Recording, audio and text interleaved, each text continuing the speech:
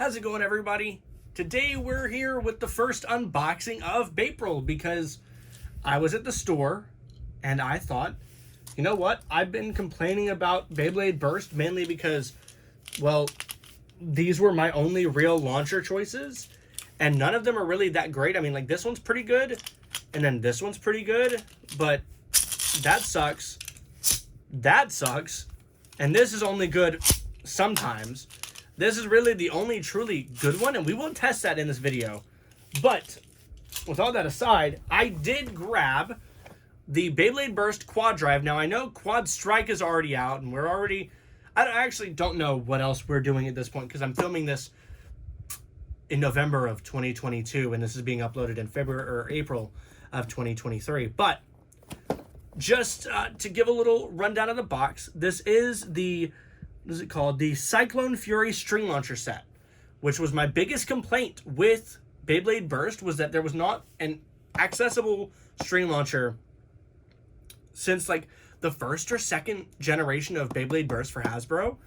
So it comes with Cyclone Rocktivore R7, which if we look on the back here, we've got, it spins a right spin. We've got the GD4 or G04 disc, QDQ2 disc, I guess that's the armor piece to swap it from high mode to low mode, as you see here, or Apex. What do they call it? Core and Apex mode with the, I don't know what these are, don't ask me. Then we've got the QuadDrive tip, which comes off, and I'll show you that in a minute. But all around the box, just this side shows the fact that you can use it as a right spin or a left spin Bay launcher. And we'll get on with the unboxing. Now, there were a few of these at my Walmart, but they were all torn into, as you can see right here. Someone tried to, but they did not succeed. In the box, pretty simple. I'll set that aside because we don't really need that anymore. But we do have the Burst QuadDrive launcher, which is right here. Oh, I don't like that sound. Now, for example, here's a nice smooth launch.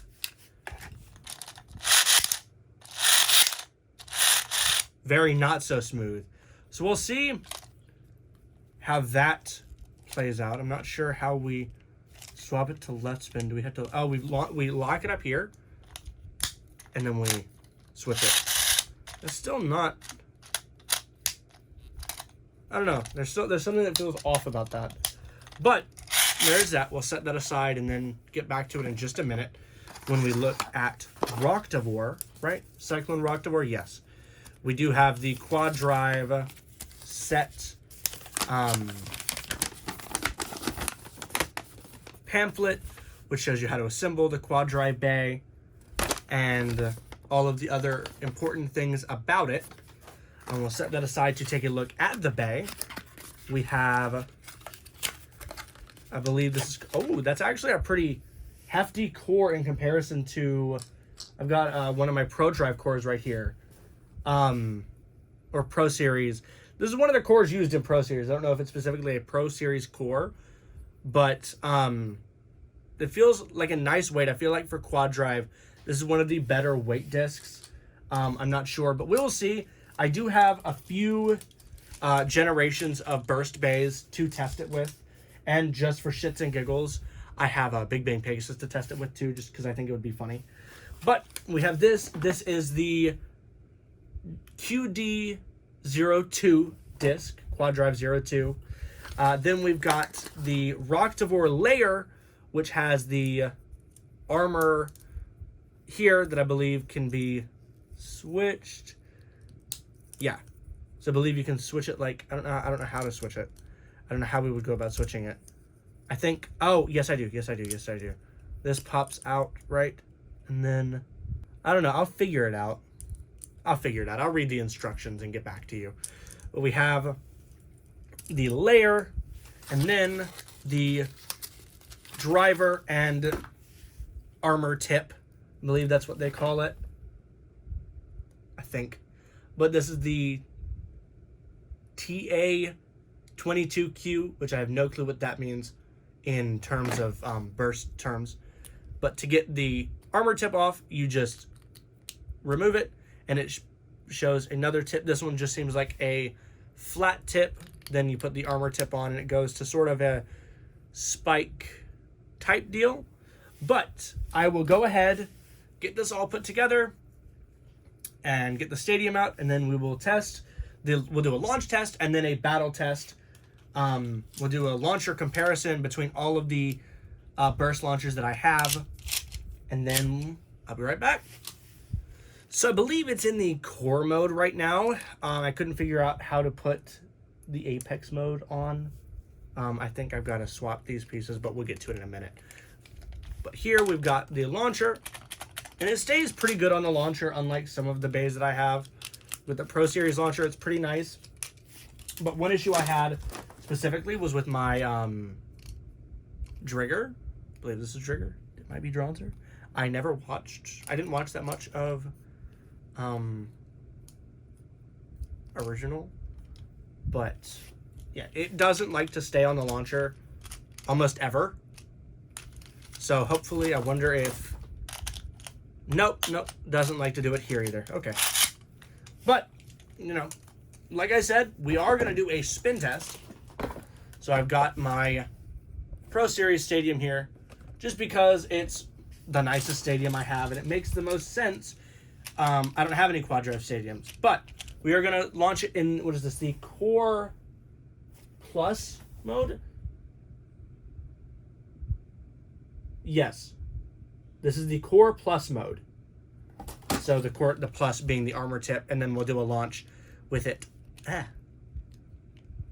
Maybe we'll do a launch with it as just the core mode first.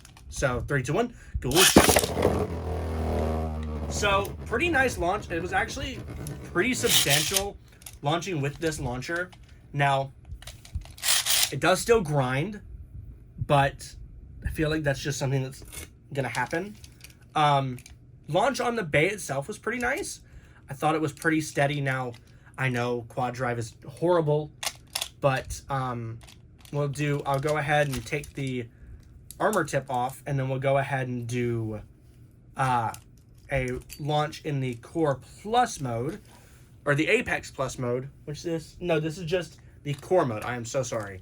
This is just in the standard core mode. Well, that wasn't supposed to happen. Somebody commented saying my launch was atrocious, and, you know, you're right. Twice in a row. Wowee. It's getting stuck and is not wanting to launch. I'm really bad at this. There we go. So, even though it is a stamina type, giving it that flat tip will make it perform a little bit more aggressive. Now, not super aggressive, right? When you've got bays like Valtryek over here. Valtryek is extremely aggressive. And even more so, Horus, I think that's this one's name. Don't quote me on that. It's like with a weak launch, but with a danger Beyblade. Beyblade danger. Ow, I just cut my finger with that. But like it's a lot more, it can become a lot more aggressive if necessary. And you can use the Super Grip Launcher as a launcher or a launcher grip. So you can give yourself more leverage when you launch, which is really nice. Now that sounds about right.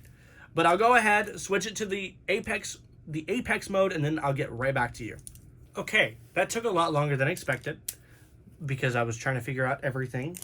But now it should, in theory, be in the Apex mode. And yes, it is. This looks really goofy with QuadDrive and not DB. But we'll go ahead, give it a launch in the Apex mode. This is just Apex Standard, not Apex Plus or anything. But it is Apex Standard. And it's nice. I mean, it's a lot quieter than it was before. But It's also giving less attack power. Now we'll put it in Apex. We'll do a launch in the Apex Plus mode, which obviously looks even goofier, but nice and steady there in the middle. I know that has something to do with the launch, the instability of the bay. But now, what you've all been waiting for, if you've made it this far, is test battles. So to start with, we have, I am going to promise you, I have no clue what this Beyblade's name is. I got it in a Beyblade lot a few months ago. But this Beyblade versus Rocktavor in the Apex Plus mode. Now, both, it seems like, are stamina types, so it's just a battle of endurance, really and truly. And it looks like, shocker, shocker, the newer Gen Bay 1. I wasn't sure what I was expecting, but I'll go ahead, change that to the Apex Standard mode, and we'll try that again. There went my launcher.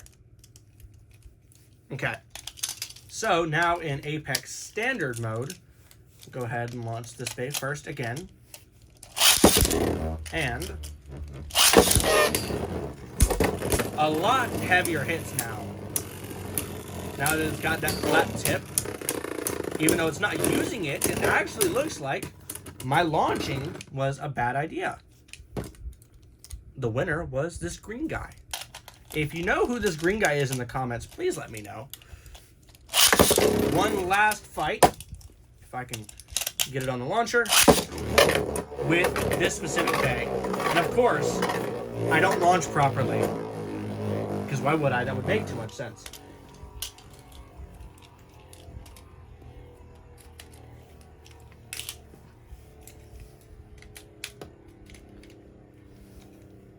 Looks like the green Beyblade is just going to spin out on its own, which I think is kind of funny. And it did! So, now on to another, I believe this is another slingshot bay, but it's got a different tip. So, since they're both in a pseudo attack, oh my gosh!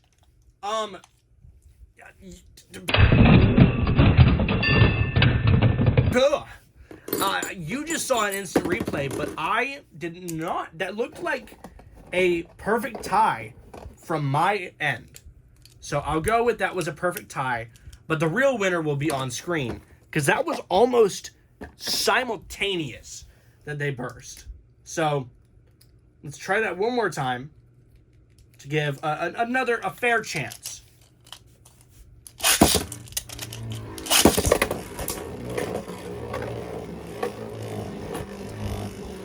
And they got one good hit this time. Sounds about right. Beyblade burst moment.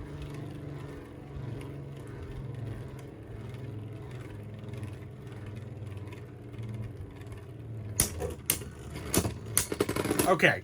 No insane burst there. This Rocktavor was not even close to bursting. And he wasn't either. But now, time for the battle that I've been waiting for. To see if Pro Series is really as good as everyone says, or is QuadDrive just decent? Now, they were about the same price, but with the Pro Series, all you're getting is this launcher, and you are getting a string launcher with Rocktavor. But we'll see. I'll go ahead and put him in the Core Plus or Apex Plus mode. Can't do that with the tip on, apparently. We'll go 3, 2, 1. Let it. Never mind. 3, 2, 1. Let it rip. And let it rip. Now, Valtryek is a lot faster than Rocktavor and a lot heavier hitting, it looks like. But both nice and steady.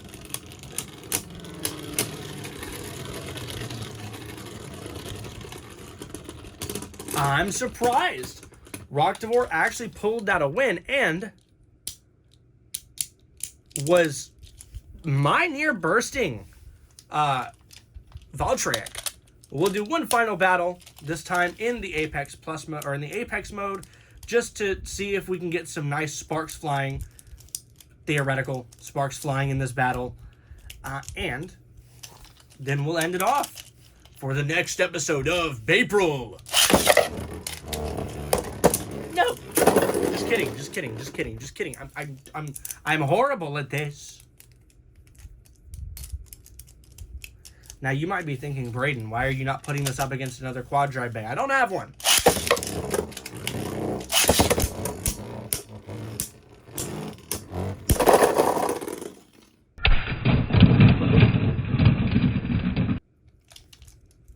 That was a suicide attempt there from Rocktivore, but by technicality of points, Valtryek did win.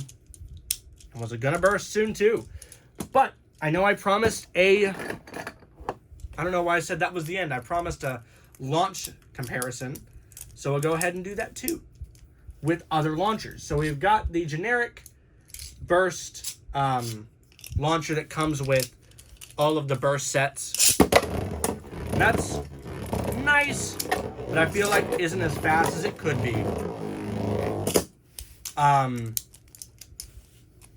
You know, all in all, for just the basic launcher you get with a burst bay, not too bad.